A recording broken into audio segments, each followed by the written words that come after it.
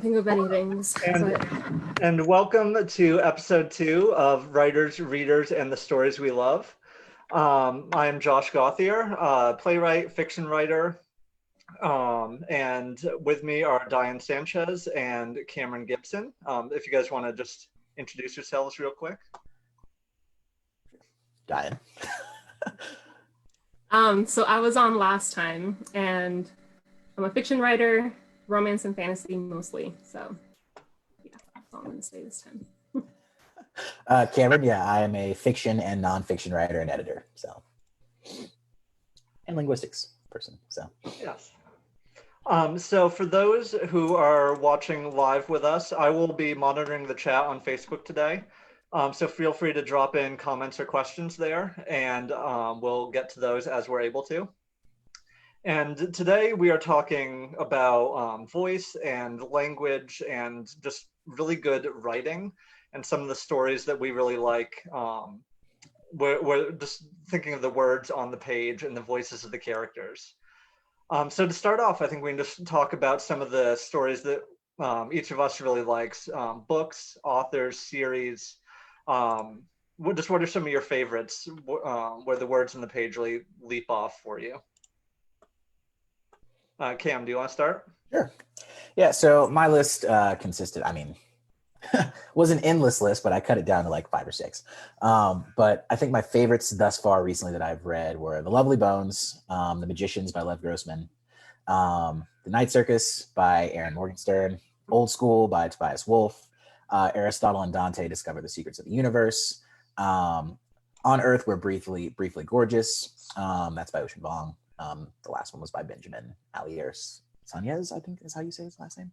And then basically anything by Theodore Goss is pretty strong as far as voice and language goes as well. So those were my kind of like my go-to list as of recent.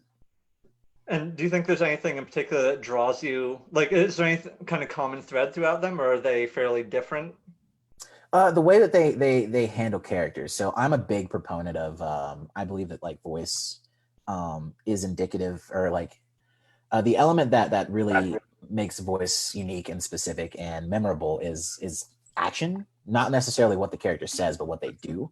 And each of these authors like has a way of adding a specific quirk to the character and the setting. So I think both of those two kind of go hand in hand, where your setting should have a voice of its own, and your characters should also have voices of their own. And each of these authors uses language and uses language and action in order to create a unique voice for the character, which I find very interesting. Kind of really similar to Spider-Man Into the Spider-Verse. One interesting character development point that really always sticks in my mind, and I think is just brilliant writing in general, is like Kingpin, when he does the pen clicking thing. That is such a unique voice and like character aspect that kind of just like really cements him, and they turn it into a storytelling element later on, which I find to be really, really cool. But we can talk about that later. But yeah, I think like things like that is kind of like what these authors do that I enjoy. So kind of merging the writing and the voice and the character and the action all like together for storytelling. Yeah, like just like having I don't want to call it anthropomorphic, but like giving characters and setting agency. So like a very specific thing, right?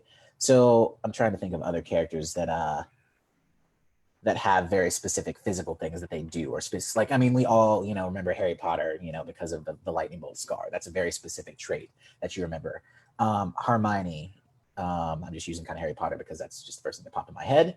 But oh no, never mind. We can use one of these books here. So Lev Grossman, The Magicians. The thing that is super interesting about the way that this book is set up, specifically, is that Quentin does, the main characters, the protagonist's name is Quentin, and he does magic tricks, like just basic card tricks and things like that, right? But we know that he's gonna, eventually become a real magician. Like that is a very but he's like great at doing like sleight of hand, all of these other magic tricks, very similar to how American Gods is set up with that coin that I forget, is this Shadow? That's yeah.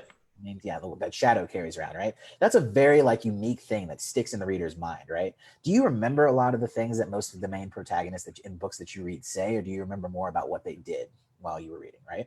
Or like very interesting character things about them, things that are very specific to them. Another thing that he does that's really interesting to me is that, so it's told in like a very like close third personist, where it's kind of like the narrator you kind of assume is like Quentin's consciousness almost in a way. And one thing that he does is he's constantly comparing the world to like Quentin. Like Quentin's constantly comparing himself to other people in the world, other elements of the world, and finding himself kind of like insufficient. And so that's another way that you're building voice and building character, is through the like, and that we can get into, you know, kind of how that translates into language later. Yeah. But yeah, like little like elements like that, I think are like things that I find to be very indicative of voice and very strong narrative in a way. I like it, yeah. Daien? Off the top of my head, Sarah J. Maas. Naturally. Like my favorite, that of course I agree with. We're rereading her books right now, so that probably tells you how much we love her writing. She's just like, I don't even know how to describe it. It's like the way she like blends all her words. It's like magic. It's literally like magic when you're reading it, and it like you dive into the story, and I love that, which is very different from my romance reads and my romance writing. Like, I mean, there are distinct voices too in romance, but the words aren't like, the vocabulary that Maas uses, I don't use. Like I know it, but it's not something that comes naturally to me. So I'm never gonna write like Sarah J. Maas, because it's just, I would have to think too much about it. And in the romance world, I think it's simpler, but still distinct.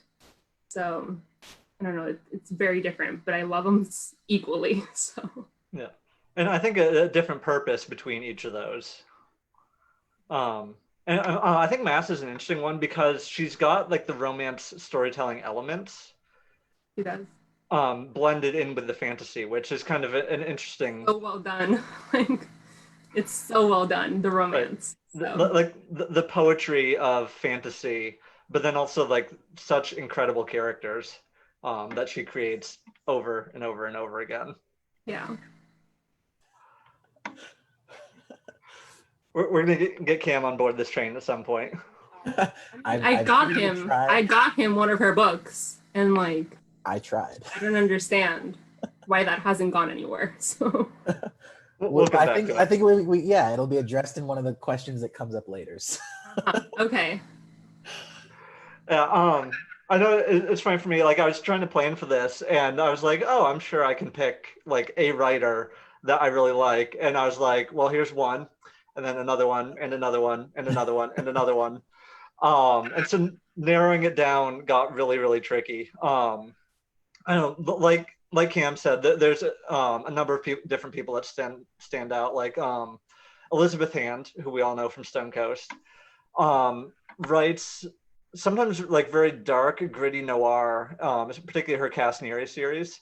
But then like there are moments of just like beauty and magic and just like lyrical rests in the midst of all these like terrible things happening, that she just delivers so well throughout all of her books.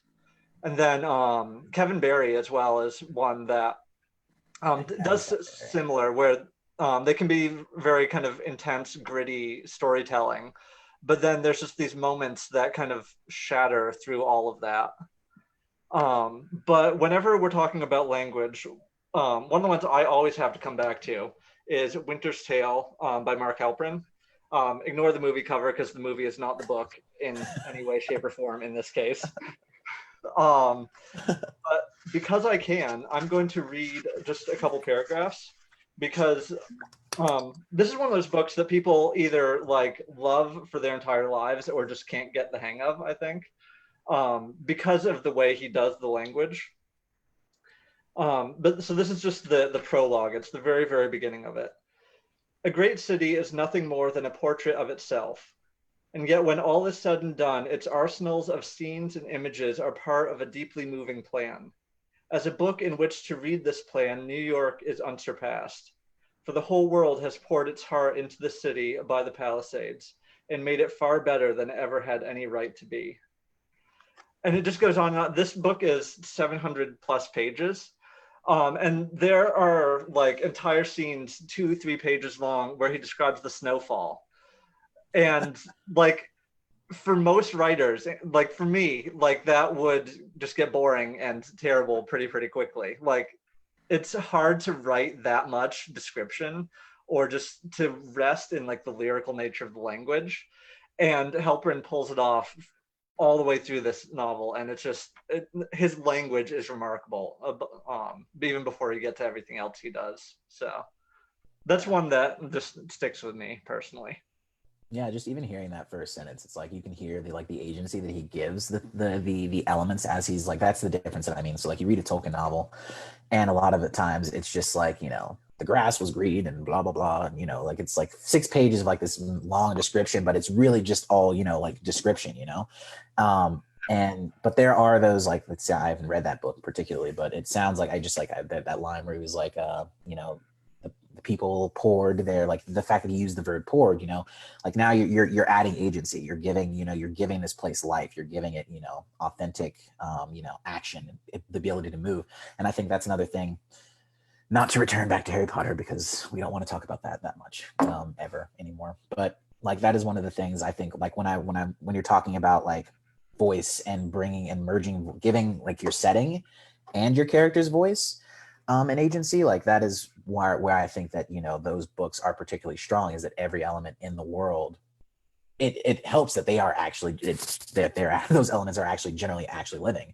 But like if you can find ways particularly to give your setting actionable responses to things where it has agency, where it's acting on the characters and stuff like that, I think that is equally as much a portion of giving your novel a unique voice as anything else. And it sounds like Hilper does a good job of that. Yeah, I mean, people talk about setting as character or as one of the characters, and this book in particular, like I heard someone argue that New York City is actually like the central character of the novel, which is interesting. And it's one of the books that I think really pulls it off to the truest extent, because it's this sweeping saga set over decades, and so characters come in and out. But yeah, the place as a living thing almost is so kind of central to it. You have to send me the name of that. Yeah, I will definitely link you to that. Sounds like something that I want to read. Yeah, it's very fun. Awesome. Okay, so narrowing in a little bit more, and I think for now we'll stick with just kind of the voice of characters. When you're writing, do you feel like you come up with the voice of the characters, or do you feel like these characters kind of start talking and then you get it onto the page? And just how intentional is that versus does it happen just kind of more organically as you write? I think it's both, but lately it's more like the character's gonna decide what they want to sound like. When I was planning the book I'm writing now, I had these characters, like I had their voice in my head like so distinct, and I started writing, and I told Josh about it. One of the characters, the mom, when I wrote her on the page, was like completely different from what I imagined her to sound like. And then I got to the next chapter, and the same thing happened with like the sister. I got to the next chapter, and the same thing happened with the other one. And it's like, I also have to like end up reconstructing the whole story because everything I had planned, just it doesn't fit that voice anymore. So, I mean, that happens a lot more, I think, with my romance. I haven't written fantasy in a while, so I'm not sure how it would work in that way. But yeah, I don't like it when they do that. I don't like it when they deviate from my carefully planned out, so. Yeah, I personally, I pay a ton of attention to like the quote unquote voice of characters. But again, like my idea of voice is not necessarily like what these people are going to be saying, but what they're going to be doing. So like, I really can't even start to begin to write anything until I have a pretty crisp idea. And like each character has their like one quirky thing, the thing that they do, that kind of like identifies them. And that kind of like, to me, like really that element never necessarily changes. So for me, like I never am like thinking about like, how is this person going to sound on the page? I'm more thinking about like, just creating authentic dialogue between characters, because I think like the actual thing that's going to distinguish them and give them a voice as an authentic character is going to be something that they're doing while they're talking, or some other individual elements. Like, so I spend a lot of time like like I said, I can't actually write narrative until I have a firm idea of what this person does, and that kind of informs, or like what their quirky element is, like whether it be just like, Kingpin clicking a pen constantly, or what was the thing that I had one character do? I forget, that was pretty interesting. It's been so long since I've written anything, particularly in the fantasy element. I can't remember what any of my old stories would do. Oh, but I had one character. Oh yeah, so like the short story that I wrote like a couple semesters ago, I had it was about an AI that communicated via music. So she played the piano, and that was her thing. And then the person that created her played the violin.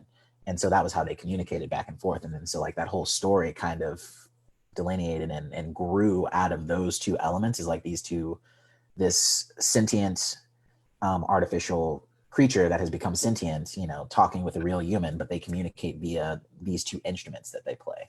And that's kind of where that narrative grew from.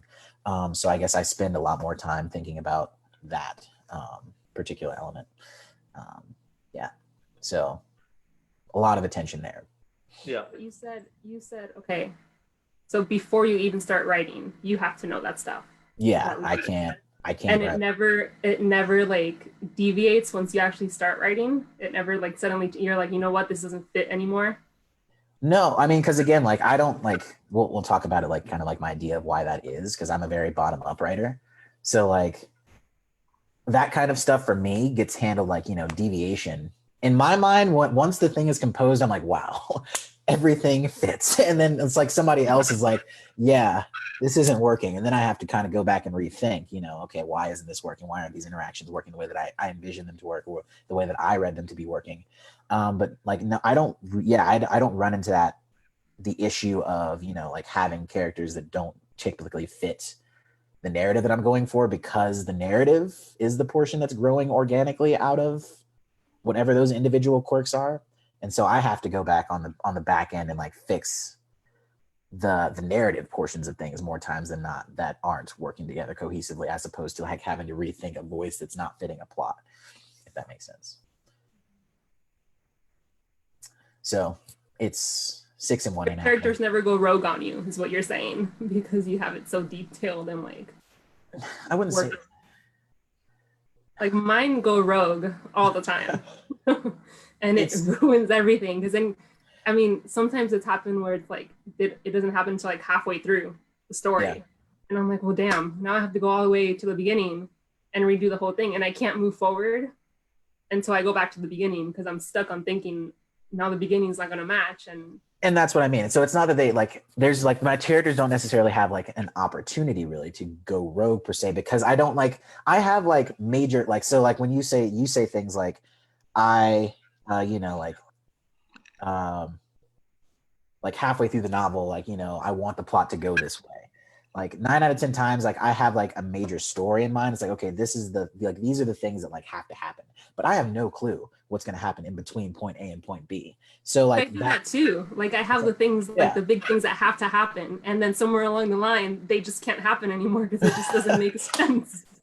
And so for me, like I just like, that's when I like change the narrative. I don't go back to like changing, I don't go and change the characters, because to me, in my mind, like again, like I spend so much time with them initially, so much less than I do like the narrative and the plot. So for me, that changes into, and I was like, okay, well, this narrative is now no longer valid or relevant in this particular way. So what can I change about the plot that will fit these characters, as opposed to the other way around, where it's like, let me change the characters to fit the plot, or to help get to this place here, I guess.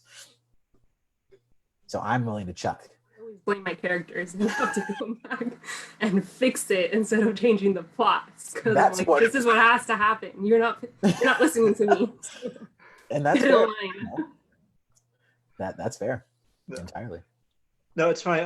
So on Twitter today, somebody started a thread, and they were asking about like, if all your characters stood in front of you, which one would you owe the biggest apology to? And it was funny because I forget who it was, but someone responded, and they were saying actually they owe me an apology, because there's like, I had things planned and they went over here, and it took me 3 chapters to get them out of that problem, and it's all their fault. You did this. This is you. I accept that entirely. So I mean, I think it's I think we're pretty much saying the same thing. We're just like approaching it from a different perspective in a lot of ways. So I just don't think of it when things go awry. I don't think of it as like my characters going rogue. I think of it as my plot not fitting what the characters need at this point, based on what I thought was going to happen. But obviously this can't happen because I think these voices are authentic. But I also do tend to write more. I guess it's kind of more like something I picked up probably from reading so much Kurt Vonnegut, but like very archetypical characters where it's like when I say like quirky, like they have like a very, very definitive quirk. So the voices tend to be a lot stronger off the bat. So it would be a lot harder for me, I think, to go back and like try to redo an entire voice character than it is for me to say like change up like what's going to happen a little bit later on in the plot per se. So, and I think I get what you're saying is that it's really about seeing where these characters go rather than having any sort of end destination in mind. Yeah, like I mean, like, there's like obviously to have any coherent narrative, you have to have like, some beats along the way where it's like, but yeah, like for me, it's more like let's naturally let them go and discover how they get to this point at the novel than me being like, you're letting the plot work around the characters instead of the characters working with the plot. Yeah, much more that way. Probably should have thought of that before I've gone back and rewrote pages upon pages of a story, but I'll keep that in mind for next time. Just change the plot and leave my characters as is. Well, I mean, like, I think, like, it's, like I said, we'll talk about it later, because I have my own theory of, like, I feel like you fall into more of a top-down priority writing category, or, like, your perspective on writing follows more of a top-down approach, whereas mine follows more bottom-up. So I think it's just more like it lends to more of a matter of like, what are you going to be fixing or what do you have to pay attention to when you're doing editing more than it does like, that you should change your process or overhaul this or that, Yeah. Well, and I know, sorry, what? We'll get to that. Yeah.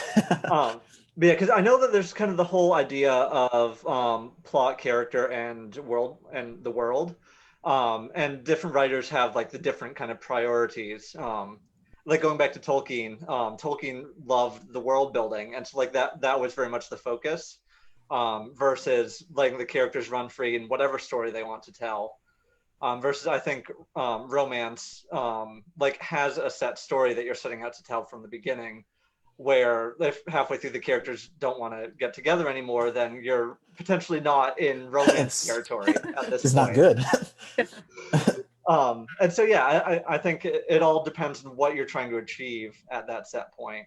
For sure. You definitely have your conventions that your genre kind of dictates, and that's why it makes it very difficult for like, you guys, we were all at Stonecoast together, so you remember how hard of a time I had like trying to get on board with the typical fantasy, tropes of like plotting, because they just didn't work for the way that I wrote, so I don't know that you can, or I'm sure that you can because there are people that do it, but it's like it can be very difficult to like, try to fit what you want to do, what your priorities are in narrative, into a specific genre just based on what that genre typically dictates that you are supposed to do in order to have a successful narrative. Yeah, and I think that happy middle ground works where you can like meet the genre expectations and still kind of play with and break things at times. Yeah, for sure. It's an interesting thing. Like, I think most of that fixing and stuff, it's all really a question of what am I going to have to fix at the end of the day. That's what all narrative and composition comes down to. And so I think that some people have to consider X, Y, and Z things more, and other people have to consider Y, Z, and K things a little bit more at the end of the day. So yeah, I know for me, voice has been interesting because my approach has been much more kind of the organic, natural, like just kind of letting them run with it. And I know like depending on different stories, like just kind of certain patterns of speech, and I mean even down to like contractions and the way they kind of phrase things. Like I've refused to change things in certain cases because I'm like, no, like this way of speaking just sounds like this character versus this other way of speaking doesn't sound like this character. And so it kind of just, it's not even like that I know the reasoning for it necessarily. It's just it's what feels like fits in the moment. But then what I've run into more recently, as Daien has told me to fix, I was waiting for it to be mentioned. Is that my naturally trusting in voice has not always worked out. With some of the things I've tried to do more recently, I still blame academia and very, very high fantasy sometimes, which are great and have their place, but writing in like a high fantasy bardic voice in a contemporary novel or a fast-paced quirky novel just doesn't work. No. And so that's where I've had to get more kind of intentional and aware of it and learn how to do voice differently.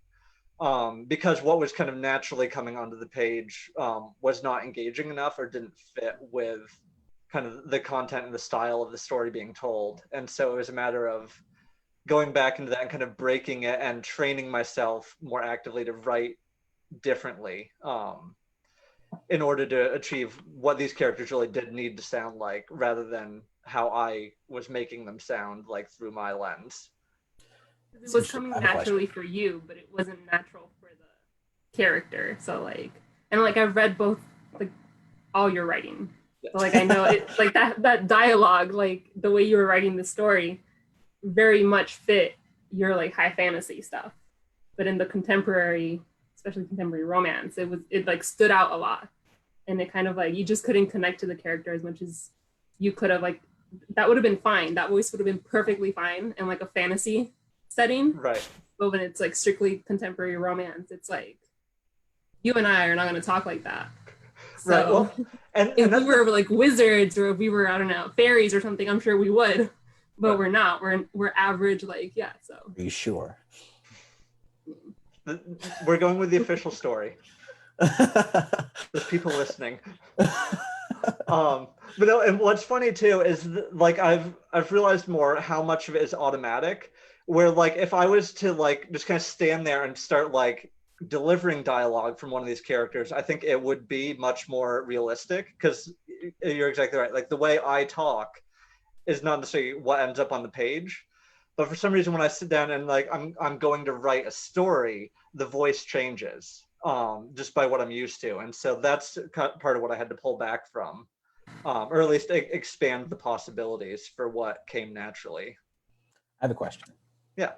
Do you guys use frames? Because like what you're speaking to is like something like, you know, an internalization of habits. Like, you know, you do something 8 million times. It's like, you know, playing a sport or practicing anything. If you do it enough times, you're going to do it that certain way, you know, and you can create habits. And like, so like when you're trying to like writing is like anything, you know, so you're like, it sounds like you're in a portion where you're trying to expand the repertoire and, you know, doing it. So I'm like, I'm wondering, because like I don't write anything if I don't have like a frame, like a piece of writing that I felt was successful and trying to do the exact same thing that I'm trying to do, like open, that I can look at. And for me, like, I don't know, it's something that I kind of picked up from reading Old School by Tobias Wolff, but I'm just interested, is that something that you guys do, or is that just like, you know? I think my writing is such a melding of different influences. Yeah. I would say no. Like there are things that I have sat down to write where I had like another piece very much in mind as kind of a starting point of inspiration. But a lot of it is like it's a piece from here and a character from here and a trope from over here that I want to invert. And so I actually kind of have a hard time with like the comp titles, because it's not always like that one-to-one kind of inspiration. Yeah, it's it starts, I think, a lot with the characters and then just kind of grows as these different elements come in. And that I think discovery writing, where I'll go into things a lot of times not knowing fully what it's going to be, and then finding out along the way more who these people are, and even sometimes where the plot is going, which doesn't always work in my favor, but yeah, I know that's interesting. Yeah, kind of and kind of not. I don't know. Like I'll read a book and I'm like, this is the type of book, this is the type of like voice and like characters and stuff that I want to write next. And so I'll have that in mind while I'm planning, but then the second I type the first word, it just all goes out the window. So I don't so you think guys are much more, yeah. It's interesting, because I'm like, yeah, just like thinking about that, because like I'm like the exact opposite of that, where it's like I'm not thinking about like, you know, like I'm framing this book on, you know, an entire book, but I'm like thinking about like an individual, because I kind of write on a scene by scene basis much more than I do like, you know, having an entire like a clue what, you know, what's going to happen next. So like I'm talking like, so you like Josh, what you said with like, you know, you like have like influences from 8 different places. So like I have the same thing, but I just won't write anything. Like I will like find like the source with the text that is doing the thing that I want in that way, and then I will write that little tiny bit of chunk with however many words it is, whatever completes that little scene, and then I will find the next source and then that is my frame, because I don't know, like I can't like it, I end up falling into that thing where it's like if I just like try to write in general, like my voice, like stuff just goes all over the place. So like, I don't know, like having that open frame, like allows me to stay focused on what exactly it is I'm trying to achieve in that moment. And like, so I don't, but like, so like, this is like, you guys know how notoriously slow I am at writing anything. But like, I think that like, I'm like just comparing things like, because it's something that we do in nonfiction a ton actually. And I think it's a habit that I brought over from there, but I think it's one of the reasons why, you know, it takes me a lot longer to compose things, is specifically because like my brain will like, he's like, you're not putting words on paper until I have seen exactly what it is that you're trying to do with this scene and how it's supposed to sound specifically. So I don't know, it's just an interesting like strategy that I've always employed that I'm like wondering if other people did. Yeah, no, I'm always so interested to hear about process. Because I forget if this was the last talk we did or somewhere else. But V.E. Schwab, the writer, was talking about how she writes like a bunch of different scenes. Yes. Yeah. And like then figures out how they fit together. Yes. And that breaks my head to think about doing that, because like I write start to finish. And like I might plan something that's coming, but I could never jump like 3/4 of the way through and be like, okay, here's a scene that belongs somewhere. No, that's exactly how I love the. God, I can't ever remember the acronyms for her writer pseudonym, but I love her, and I follow that. Like I do it in my academic writing. I do it I did it when I wrote poetry back in the day. I definitely do it in my nonfiction, which is why I wrote graded essays a lot, and probably why all of my writing takes the form that it does now. Because like I said, I have these very vivid like things, and I'm like these moments, these very intense moments that I'm like, that's very powerful, and I will write those first, and then everything that connects those is kind of like arbitrary.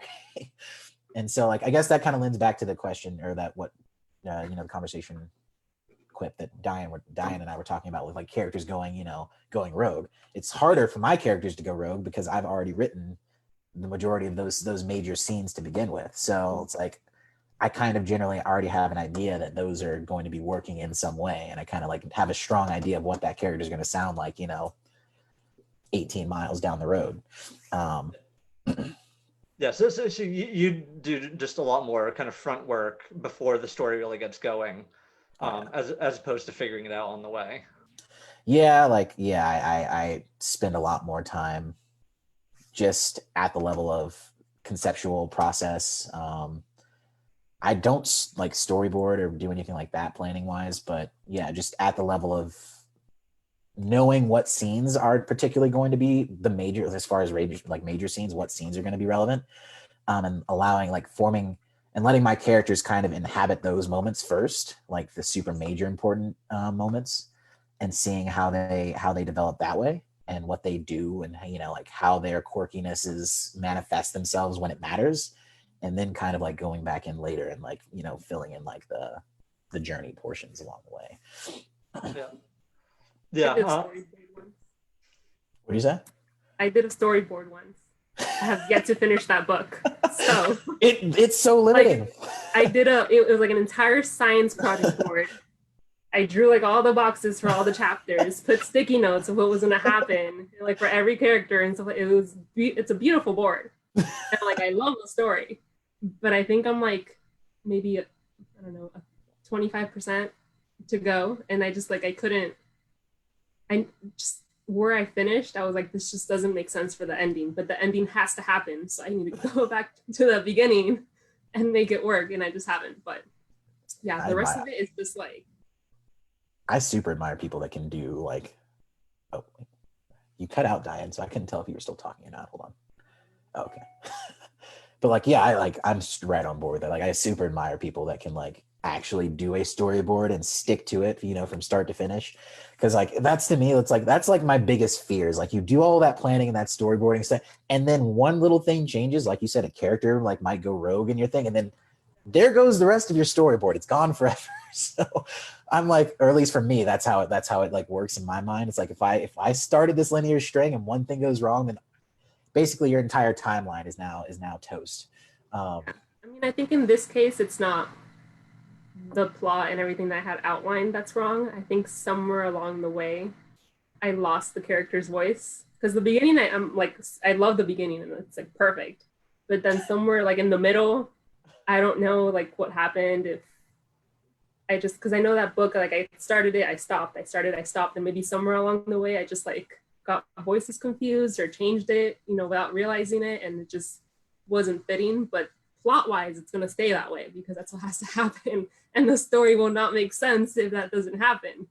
But yeah, it's just the amount of work that I have to do just thinking about it to go and fix that has made me like not touch that story since Stonecoast. So yeah, no, I'm sitting on my Stonecoast thesis, which I have to rewrite from the ground up for voice and language reasons. I'm like, I love that book, but I am not ready to go back and rewrite the entire thing right now. So you're sitting on our theses? Because I haven't touched my thesis since. I finished mine, so yeah. But the story that got me into Stonecoast is the one that I have yet to finish. So hey, we don't talk about that. It never happened. It's cool. Yeah, no, it's funny. I was telling Cam before we started this that one of the novels I'm working on now, the main character was supposed to be this like mild-mannered, quiet scholar type who just kind of comes in and was sort of like that observer role and became more active later on. And I got into like chapter 2, and he's sitting there in this tavern with all these other characters, and he looks around and he's like, "No one here is worth my time." And I was like, dude, you're supposed to be like the nice guy in this story. And then he starts talking to people. He's like, all right, take my bags away. Like, I don't want to bother with you. And he just is like offensive to everybody around him. And I'm like, you're the main character. And now I don't know what I'm going to do with you because I kind of hate you. You have to make everyone else super nice early on and not like halfway through it. So yeah. Yeah, well, and I'm going to go with it because it doesn't affect the story at all. I just have to readjust my expectations for who this guy is going to be, because kind of like you were saying with the character's mother, like walked onto the stage and was like, okay, here's how it's going to go. I wrote that first sentence of dialogue and I was like, well, damn. That's a completely there different that character goes. than what I had like pictured, and I couldn't like change the dialogue because I was like, it's perfect. Even though it wasn't what I had in mind, it's like it's perfect. So yeah. I made it. I have to say, I think writing for the stage has been helpful for me for dialogue as well, because I really like the lyric descriptive piece of writing. And so then I've had times where I sit down with plays and there is no description that you get to convey. It's all the dialogue. And so I've stared at pages where with these characters, I'm like, what do people actually talk about? Because all of a sudden, like only the dialogue and only these character voices has to drive the entire narrative. And it's a different process to tell stories in that way, which I think has been really helpful for growth as well. Did they ever have you do that exercise where you just like go in public and like just listen and record people's like just literally go and eavesdrop on people's conversations and write it down? That's like one of the first so things. Much fun. That's what they taught us. Like that's how they teach. Well, that's how they taught dialogue at nonfiction at my undergraduate program. Is like that was one of our things. We had spent like a week on dialogue, and that was like our thing. Was like every class period we had to go out onto campus, go sit at like a cafe or something like that, and just eavesdrop on everyone's conversation and write it down. And that's how like, they taught us to like, learn how to do authentic dialogue. And I think that's something that more people should do. It's kind of creepy, but at the same time, it's like super effective for like just answering that question. Like, what do people talk about when they're talking about, X, Y, or Z? But yeah, just a fun aside. Just one. Yeah. No, and it's interesting too, in thinking about dialogue and voice, in doing that, thinking about how when we write fiction, it's not recreating actual speech, but recreating like the idea of real speech. Because if we wrote the way people talk, it would be a garbled mess sometimes, because like we take the tangents and we stutter and backtrack and all that stuff. And the yeah. Exactly, yeah. Keywords. And so it's interesting, like hearing the things that people do that are good to carry over, but then at the same time learning how to kind of condense that into something that is useful for fiction or for whatever it is that you're writing. Yeah, getting rid of hesitations, but like picking appropriate filler words, like that is something that, you know, creates people, you'd be very surprised, have very authentic ways of filling space between dialogue.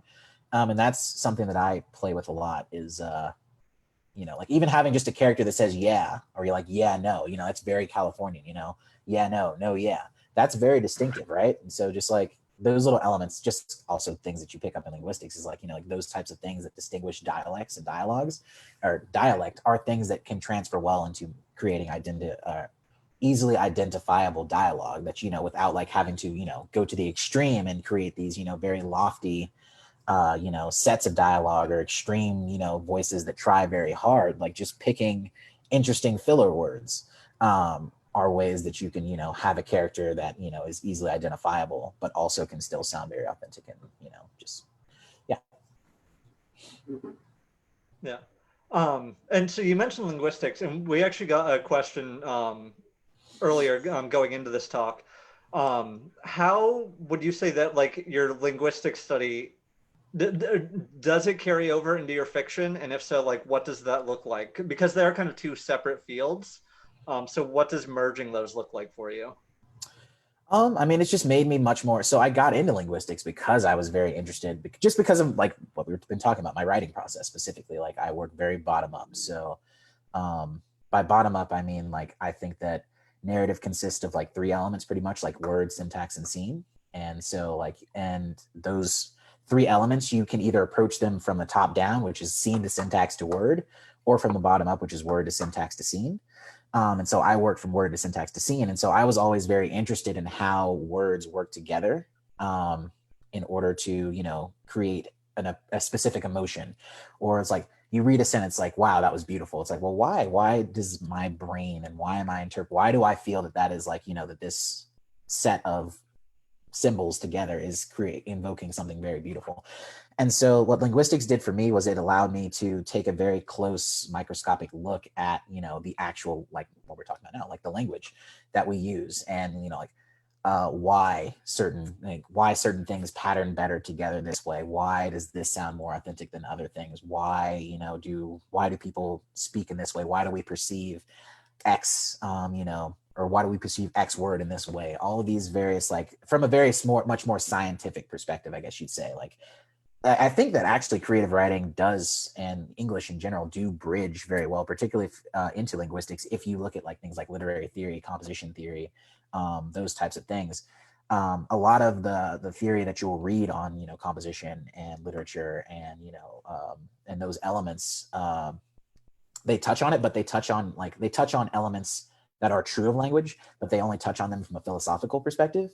What linguistics has done for me has allowed me to look at it from, you know, much more of a testable scientific basis, to say like, look, okay, like we have said that X is true of language. You know, you can talk about somebody like Derrida, where it's like you talk about this separation between, well, that's kind of more of a anyway, but you can talk about you can talk about this separation of word and idea, right? Well, that is like a morphological thing and a semantic category, right? And so there's a whole bunch of studies and tests about like, you know, how, you know, word disseminates from, you know, a thought into a representative symbol. And so for me, it's played into my fiction where I was already very specific, but now I feel like about like the words that I choose and the syntax, like, you know, how are these words combining, taking shape into actual sentences, and then how do those translate into scenes. I was already specific about it before, but now I feel like when I'm choosing these elements, like it's much more informed. I understand why, you know, like even something as simple as like, so like Tolkien, like, you know, with all of his constructed languages and stuff. I took a constructed languages course, and, you know, like, and like in that course, we studied languages like Dothraki and, you know, all of these other languages that are used in, you know, fantasy and so on and so forth. And just by choosing certain sounds to be a part of your phonological inventory for your language, you can create a certain feel around the sound. So like you have these very back of the throat sounds like kuh, guh, you know, all these sounds that are created, they're very rough, right? And so you get a lot of that in Dothraki. But a language like Black speech and so on and so forth, like that, they're meant to sound much more whispered and wispy. So you get a lot more front of the mouth sounds like s and sibilants and, you know, very high vowels and things like that, right? So when you're making these decisions about, you know, what words to choose to invoke a certain emotion, or like, you know, and how those words are going to work together in the context of a sentence, you can make those choices, and you just feel like a lot more informed about how those elements are working together, I guess. So hopefully that answers the Facebook person's question. Yeah, no, I think so. Because I think, like Daien and I have been saying, that a lot of that choice, I think for us, just kind of comes by feel. Where like I know I'll write out a line or something like that, and I'm looking at sentences or whatever. I'm like, this doesn't feel right. And so I'll go and I'll just kind of fiddle with the sentence structure, the word choice or whatever. Or just even that feeling of like, there's a word that belongs here, and I don't know what it is. I hate when that happens. Right. But it's all very much kind of in that process of just like, okay, let's go through until it feels right. Versus, I think like you're saying, is really getting into the why and then making that choice more intentionally. Yeah, very much so. Because for me, that's where I was, where it was like, you know, you're just kind of doing all these things by feel. And a lot of our, you know, instructors, for me, like, you know how I am. That is never enough. You know, just doing things by feel is never going to be enough for me. So I need to feel like I'm making like an informed actual decision about, like, you know, and I need to be able to explain and defend, you know, why I chose this and why I did X, Y, or Z this way. And so like, I don't know, that was kind of one of the barriers that I ran into, like when I was studying creative writing from a creative writing perspective, was that a lot of times it kind of like stops at that, you know, that element of feel where it's like, oh, if you just practice it and do it enough times, you'll eventually begin to hear it. And, you know, you can just do it. And that is true. That works. But, you know, I'm kind of impatient. So I was like, well, why do that when I could just, you know, study while all of this happens and then I can know. So, yeah, I think, I don't think it's like a necessary thing, but if it's something that you're interested in. So like two authors that I love reading, Ted Chang and Ken Liu, are both have like, I won't say a background in linguistics, but they do linguistics kind of like on the side, and it kind of permeates into their work a lot when as you read, like, I don't know, Story of Your Life and Others, you know, is a story about a linguist, obviously. Ken Liu does a lot, you know, in translation and stuff like that. But also like a lot of his work deals heavily in, you know, language interaction and the interaction of spoken word and blah, blah, blah, so on and so forth. So yeah, overall, I mean, like I said, it's not necessary per se, but it's, you know, if you do have that desire to be able to, you know, make those important, like even just like reading books now, you know, like I'm like I've been reading The Magicians. I think I told Josh this, and it's like, you know, every now and again, like for the most part, I'm like, it's pretty crisp, it's pretty clean, and like he'll choose a word, and I'm like, that wasn't the one.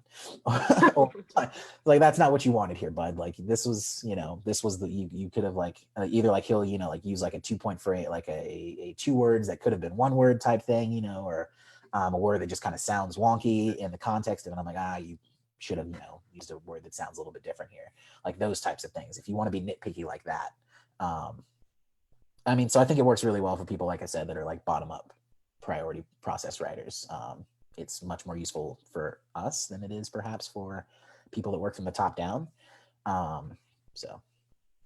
Yeah, and it's funny, like as much as that's not my process, I know that as I read various books, I think the people that do have that more linguistics bend, like I know I talk about Tochi Onyebuchi a lot, and then V.E. Schwab did an interview with him a while back and stuff. And so really looking at, the language in the sentences. And even if you're only seeing the end result, like what is on the page feels different sometimes. And I think you get that some in the kind of quote unquote like literary fiction. Kevin Barry, I think, is another one that kind of fits in that, where like the language is so precise. And not better or worse, but just like it feels different than some of the other authors that are going in, I think, with a different process and a different kind of focus for what they're setting out to achieve. So it's interesting how that translates onto the page as time goes on. Yeah, for sure. My whole contention is that, top-down writers, because I think Daien probably falls into that category where it's like you are working very much where you create these very lush, authentic scenes that, with the world building is all laid out and stuff like that, and the characters have to fit into that. That permeates down to a second level of priority, which would be your syntax. So it's like, you find a lot, for me, I find a lot of fantasy writers that, have those first two elements down, but then like the actual word choice itself a lot of times might be, quote unquote lacking in some ways, because it just like, it's the furthest removed element from your level of priority, right? So like that's where I say, like, in your revision process, that's where I feel like people that write from a top-down perspective have to spend a lot more time looking back and going, and being, if they, like, you can still sell quite well and never pay attention to that at all, but if you want to have that, like that extra level, like you're talking about with the Kevin Barrys, and particularly like in my mind, poets that write fiction and write in other genres, because like that medium is very inherently specific about word choice and sound and all these different elements, so they kind of have that advantage going into writing more long form stuff. But it's something that I think that, more top-down writers could like have to be aware of when they're, particularly going through editing. I run into it all when I was doing a lot more editing. That was the one thing I would run into a lot, particularly with fantasy writers. When you encounter their work, is like the first thing that they want to go to when something's not working in their writing is like, oh, it must be something with the story or the scene or this plot point. And I'm like, no, it's just that your sentences aren't really working well. So you're not really conveying you're not conveying the information in a way that, that is clear, crisp, and is interesting to the reader. So if we can just rework some of these, everything else is like, the story is amazing. Your idea, your concept is great. We just have to like do a lot more of this small work in order to make sure that the language is matching and embodying the story that you want to tell. Whereas on the flip end of that, like for me, like I know that I have to like pay attention to scene a ton. Like when I'm revision, like, does this scene need to be here? Because like I'm gonna write the scene and it's gonna sound great, it's gonna look great, all that stuff, and then people are just gonna be like, why is this here? That's always the critique I get when I go into workshops. It's like, so we wanted more of this and less of this, and so I'm like, oh, but no. So yeah. No, I laugh because sometimes it feels like my process tends toward, why say in one sentence if I can say it in 5, but they'll be very pretty. And I'm like, no, why say many words when few words do trick? Yeah. I forget, did you ever read several short sentences about writing, Verlin Klinkenborg? I did not. That's one I think that you would really appreciate, because it really kind of breaks things down to like the sentence as the building block of the scene. And the entire thing is written. It looks almost like verse. It's each paragraph is one sentence. But then it goes through a whole book really looking at the construction of sentences and how they fit together, which I think goes along with kind of the idea of what you've been saying. So sure, I will. Yeah, send me that one and then the Hilpert book for sure, because I like reading stuff. Like, I don't know, my go-to, even just teaching freshman comp, is How to Write a Sentence and How to Read One, by, and his name is escaping me right now, but Fish. Yep, there we go. Yeah, my man. So I love that book. I think it's spot on about a lot of things, particularly when it comes to composition of like working from the word up to the sentence type thing. I'm less of a proponent of the Stunken White Elements of Style. Is that what it's called? Stunken White, yeah. Yeah. It's useful if you're like teaching very basic things, but I think How to Write a Sentence and How to Read One really forces you to like look at the. It does that thing. You remember when we were in Ireland and Theo Dorgan was like, like that when he said, what was it like? Do you know what your sentence is doing? Like, because if you don't, then the reader certainly won't. Like that whole concept of like being very much aware of how all of the individual elements of your sentence, like what their purpose to do, and it like making sure that you have mastery over control of that specific element. Else, like obviously your reader's going to be lost in it as well. So. Yeah. Well, we're nearing the end of the hour. I've got one more question, but any final thoughts on voice or language before we wrap up? Sure, Cam has many, but we can get to touch Did I upon- monologue? Did I do the monologue thing? I don't think I monologued too bad. I mean, the fact that you considered a PowerPoint for this, makes me feel that you're out of time. Yeah. We like I said, this is not a 101, 102 freshman comp in composition lecture or anything like that, which I get an hour and a half for those. So, I mean, Cam is the one still going to school for this, so.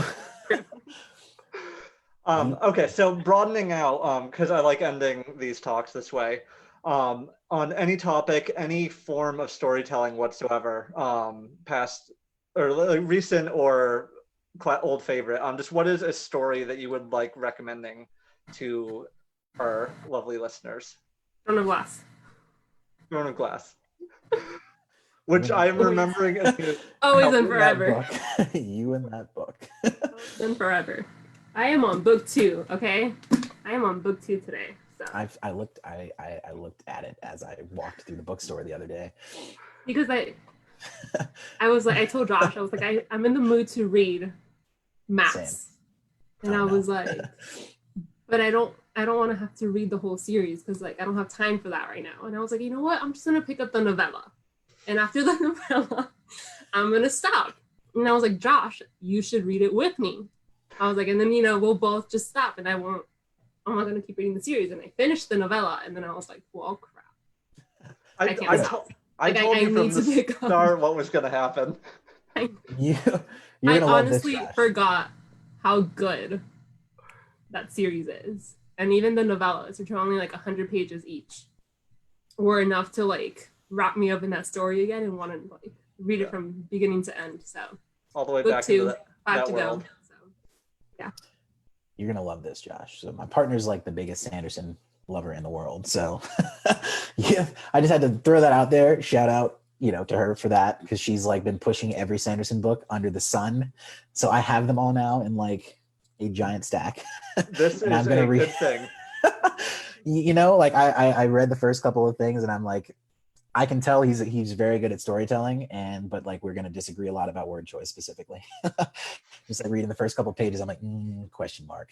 But overall, I'm I've enjoyed what I read this far. But I have 2. So my 2 are Story of Your Life by Ted Chang. I think that is a kind of, I don't want to say masterclass, but it's just phenomenal as far as form goes, as far as character building in a very short, novella-esque form, narrative, just it's pretty crisp. And then probably the most crisp book I've ever read, just no wasted space, good story. And actually, so is Old School by Tobias Wolff, and I would recommend that every writer read that. It's a book about a budding, it's kind of like a more digestible Portrait of an Artist as a Young Man type thing, but it's it's about a prep school, boarding school kid or whatever, but he's he wants to become a writer, and it gives a whole bunch of very subtle but interesting writing advice, for budding writers and things like that, things to do, things not to do, obviously, but also just the writing is so tight, so crisp. There's just no wasted space anywhere. It's one of the closest things to a perfect novel that I've read. So who's the author again? Tobias Wolff. I can message you the name. But yeah, it's straight literary fiction, no fantasy elements or anything like that, but it's crisp. Yeah. I don't know. I mean, ask a writer for a favorite book, and there's so many to pick from. Recently, I this kind of tags on the voice, but I read Christina Lauren's newest romance. And just thinking in terms of character voices and banter and just fast-paced and fun all the way through is something that they deliver over and over and over again. And so that was definitely a fun one to just kind of zip through recently. So can I recommend one more? Yeah, please. Okay, On Earth We're Briefly Gorgeous by Ocean Vong. And he's traditionally a poet. He's coming into fiction, and wow, it suffers from that thing that I was talking about with the bottom up process, where it's there's some scenes in there that you're probably doesn't need to be here type thing, but the language that is used is just like drop dead, kick ass, gorgeous, and it's really powerful and awesome. So I would 100% recommend that as well. There's a million books I would recommend, but those are going to be the three that I recommend. So yeah. Okay, well, Cam, thank you for joining us today, and for having this conversation. Yeah, thanks for having me. Yeah. I think hopefully I didn't monologue for too long about anything. No, it was great. And thank you also to everyone who tuned in. If you missed any of this talk, or if you know anyone else who would be interested in hearing it, it will be up live on Facebook, and it will be up on YouTube after a little while as well. So you can feel free to check it out, share it with anybody who might want to see it. And we will be back hopefully next month with another guest and more conversation. So stay tuned, and everyone enjoy your weekend.